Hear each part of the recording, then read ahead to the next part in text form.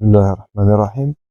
Deuxièmement, après les microtubules, maintenant on va voir le deuxième constituant, les filaments intermédiaires. Comme leur nom indique, ils ont un diamètre intermédiaire. Tous ces supports sont dans la description. C'est le moment d'abonner, je vous invite.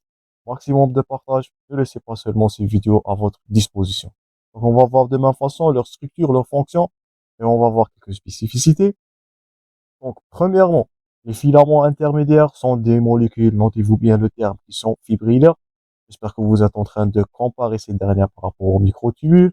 Ils désignent l'élément, c'est écrit en gras et c'est très hypertombable. C'est l'élément le plus stable du cytosquelette. Ils ont un diamètre intermédiaire, donc les microtubules, ils ont eu un diamètre de 25 nanomètres. J'espère que vous n'avez pas oublié ça. Maintenant, ces derniers, ils ont un diamètre de 8 jusqu'au 10 nanomètres. Donc, ils sont entre celui des microtubules et celui des microfilaments. Donc, les microfilaments sont les plus petits. On va les détailler dans la troisième partie. Les filaments intermédiaires, comme leur nom l'indique, de diamètre de 8 à 10 nanomètres. Et les microtubules qu'on avait vus précédemment à 25 nanomètres de diamètre qui sont les plus grands. Ces derniers, ils sont constitués par l'assemblage. Donc, ça ressemble un peu aux microtubules, mais pas de 13 microtubulines ou bien des tubulines alpha et bêta. Donc, cette dernière, ces ces filaments intermédiaires, ils sont constitués par l'assemblage de monomères. Donc, de protéines qui sont filamenteuses. Ces monomères, ils auront une extrémité N et C terminale. Les monomères vont s'assembler pour former premièrement un dimère. Donc voilà, il est mieux illustré dans l'illustration. Donc ça, en bleu, c'est un seul monomère.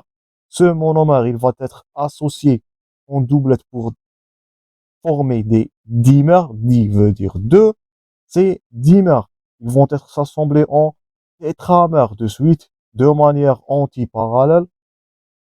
Donc, voilà votre tétramère qui est associé de façon qui est antiparallèle. Faites attention. Donc, on revient pour le dimmer. Donc, voilà, c'est écrit dans votre support. Donc, les dimmers, les deux extrémités N et C terminales, ils vont se correspondre.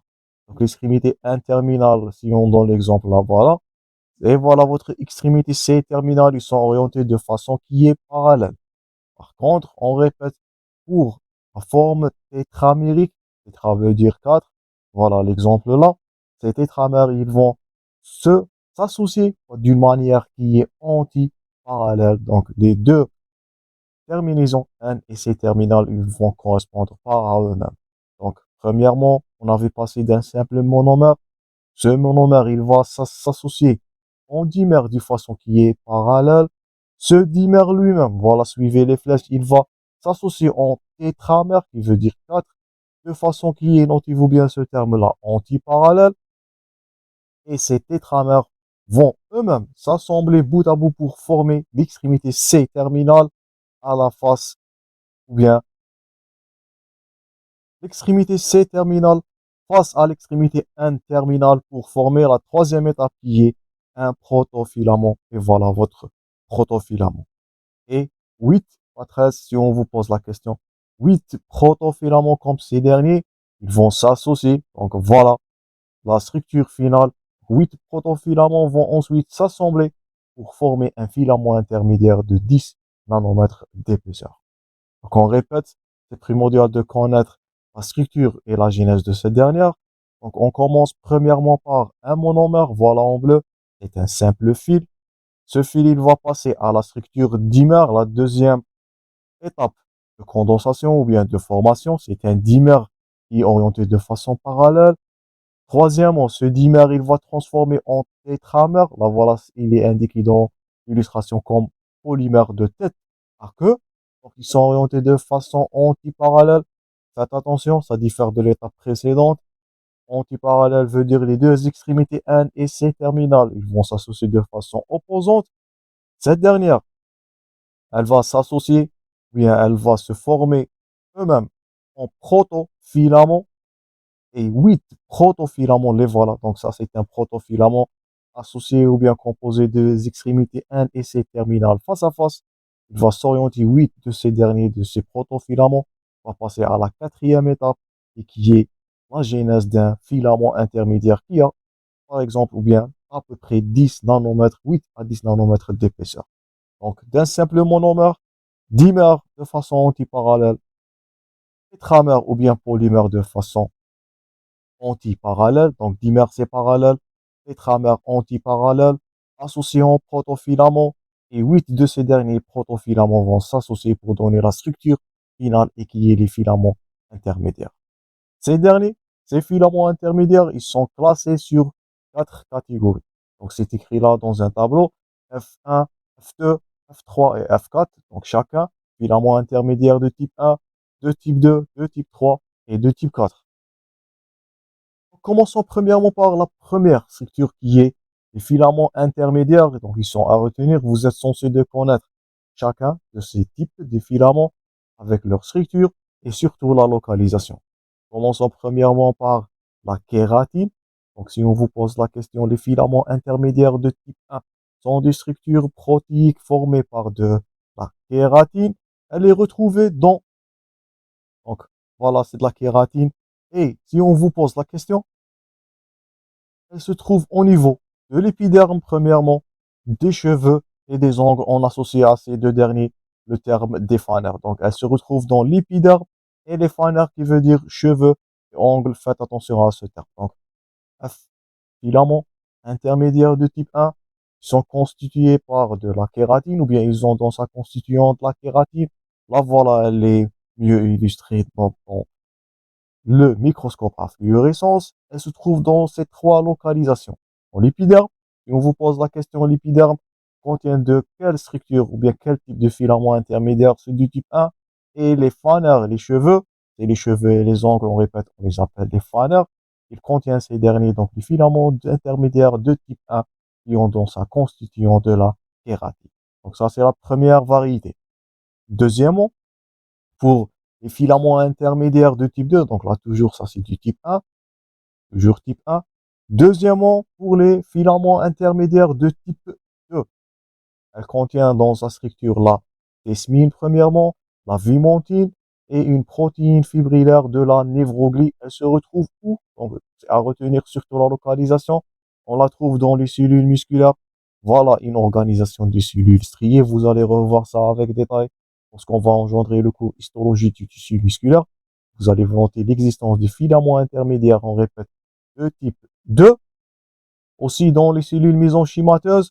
Et si vous avez, ou bien si vous allez entendre le terme névroglie, ce qui s'agit d'une structure nerveuse, vous allez voir ça aussi en histologie lorsqu'on va engendrer l'histologie du tissu nerveux. Donc, névroglie veut dire cellule nerveuse. Donc, où vous allez trouver, si on vous pose la question, le but de ce tableau, vous allez retrouver les filaments intermédiaires de type 2 dans les cellules musculaires, dans les cellules mésenchymateuses et n'oublie pas dans la névroglie, dans les cellules nerveuses. Donc, voilà une vue en microscopie à fluorescence. Voilà votre vimentine qui est illustrée en rouge. Donc, ce que vous êtes en train de voir en rouge, c'est la vimentine. Et voilà, donc ce qui est en vert, c'est les microfilaments d'actine. On va voir prochainement. Donc, là, voilà en rouge, donc vimentine entre dans la constitution des cellules mésenchymateuses. Et n'oublie pas, donc, la protéine fibrillaire où se trouve dans la névroglie. Donc, c'est le tissu de soutien pour le système nerveux central. Elle se situe dans, on répète, dans la cellule nerveuse. C'est pas à confondre avec le troisième type, qui est les filaments intermédiaires de type 3. Ils sont retrouvés dans les axones et dans les dendrites. Donc, on répète, filament intermédiaire de type 2, c'est dans la névroglie, c'est le tissu de soutien. On va détailler tous ces dernières en histologie. Par contre, le filament de type 3, faites attention, c'est les neurofilaments. Donc, c'est écrit en gras et c'est très hypertombable. Filament de type 3, c'est du neurofilament. Ils sont retrouvés dans les axones, comme illustré là, voilà, dans l'illustration. Et dans les dendrites, ils sont à différencier de type 2 qui se situe dans la névroglie, qui est un tissu de soutien, pas des neurofilaments. Dernièrement, les dernières variétés, voilà les dendrites. On appelle ces structures-là des dendrites. On va les voir, vous allez les revoir en histologie, vous allez les revoir dans le système nerveux central l'année prochaine. dans l'histologie du SNC. Dernière variété, c'est les filaments. Donc là, toujours, c'est des neurofilaments qui sont mieux illustrés. Donc, ils se retrouvent soit dans l'axone, à l'intérieur de ce dernier, ou bien dans les dendrites qui sont les expansions de cette dernière. Ils se trouvent pas à l'intérieur de la cellule. Faites attention à commettre cette erreur. Dernièrement, donc, on a une structure, vous allez la rencontrer dans la structure du noyau qu'on va voir dans le chapitre prochain. Donc voilà, c'est illustré en vert. Donc vous êtes en train de noter la lettre A. Donc là, il s'agit de l'aminine A qui appartient ou bien qui est un constituant des filaments intermédiaires de type 4. Ou bien ce que vous êtes en train de voir là en rouge, c'est les filaments ou bien c'est de la laminine C. Voilà, A et C illustrés en rouge, B illustré en vert, elle se situe où? Bien sûr, elle se situe dans la face interne de l'enveloppe nucléaire. Donc, lorsque nous allons engendrer le noyau interphasique, vous allez noter l'existence d'une fine ou bien d'une face interne enveloppée de l'enveloppe nucléaire qui est constituée par de la laminine A, laminine B, laminine C et qui est l'enveloppe interne du nucléole ou bien du noyau. Donc, si on récapitule, donc filament intermédiaire de type 1. Donc, on revient. Donc, vous êtes censé de connaître surtout la localisation. Donc, voilà, type 1. Donc, elle contient de la kératine. Donc, c'est facile, épiderme, cheveux et ongles. Deuxièmement, filament intermédiaire de type 2. Donc, elle contient de la desmine. Donc, on va la voir où? Dans les cellules musculaires. Voilà, des cellules musculaires. Ou bien elle peut contenir de la vimentine. Voilà, illustrée en rouge, qui est retrouvée dans les cellules mésenchymateuses. Ou bien dans le système nerveux central, on répète, dans les cellules nerveuses, spécifiquement dans les cellules de névroglie qui sont les cellules de soutien. Donc ça, c'est du type 1 et du type 2. Par contre, type 3 et 4, ils ont un rôle plus spécifique. Type 3, c'est des neurofilaments. Ils sont retrouvés, on répète, soit dans les axones, qui est l'expansion de l'axe ou bien de la cellule nerveuse, ou bien dans les dendrites que vous êtes en train de visualiser là, qui sont des petites arborisations. Et dernièrement, lorsqu'on dira neurofilament ou bien lorsqu'on dira filament intermédiaire, laminine A, B et C, donc c'est l'enveloppe interne du noyau. On va revoir cette structure-là lorsqu'on va engendrer le noyau interphasique. Donc, je pense que c'est clair pour les quatre types. Vous êtes censé de connaître chacun de ces derniers avec sa localisation et bien sûr la structure protéique qui est la majeure structure protéique qui rentre dans sa constitution. Dernièrement, avant de conclure cette partie, on va voir la fonction des filaments intermédiaires. Donc, on avait dit que les filaments intermédiaires, ce sont des structures les plus stables. Donc, ce sont des structures stables, des structures résistantes. Ils interviennent dans la forme de la cellule et du cytosquelette. Elles rentrent dans la formation. Donc, si vous avez suivi le cours de la communication et de la membrane intracellulaire, vous allez dire qu'il s'agit là à droite dans l'illustration d'un desmosome. Donc, n'oublie pas, si on vous pose la question, la cellule ou bien les filaments intermédiaires rentrent. N'oublie pas cette notion dans la structure des desmosomes, surtout qui jouera un rôle dans la communication et l'adhésion intracellulaire. Donc, elle rentre dans la formation des jonctions, de nombreuses, qui sont nombreuses dans les cellules épithéliales, surtout le desmosome et la demi-structure qui est l'hémidesmosome. Donc, voilà votre desmosome là qu'on avait vu précédemment. Ça, c'est premièrement. Deuxièmement, au niveau du noyau intracellulaire, donc les laminines, on est en train de répéter. Voilà, donc ça c'est une coupe. Donc ce qui est en bleu là, ça c'est votre membrane nucléaire. À l'intérieur là, ce que vous êtes en train de voir en blanc, ça c'est le réseau des laminines. Donc au niveau du noyau cellulaire, les laminines nucléaires, ils vont former un feutrage. Ça c'est le terme que vous êtes en train de chercher, qui est observable dans la face. Notez-vous bien, interne et pas externe, car ils vont être l'aspect en microscopie à fluorescence. Ce réseau, ce feutrage, il se retrouve, on répète, dans la face interne, dans la face interne de l'enveloppe nucléaire. Donc c'est de la lamina, le terme, sa nomenclature, c'est lamine sont fortement remaniées au moment de la mitose, donc elles jouera un rôle de la mitose. Elles permettent la disparition puis la reconstitution de l'enveloppe nucléaire. Donc, les deux rôles majeurs du filament intermédiaire, donc faites attention, donc c'était les microtubules qui jouaient un rôle dans le fusion mitotique. Par contre, les filaments intermédiaires sont des structures de stabilité.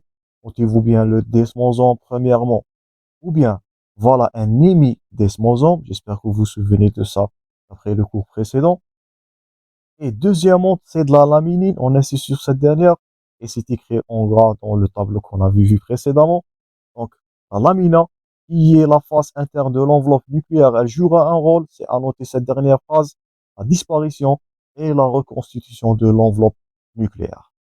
Donc, voilà un hémidesmosome.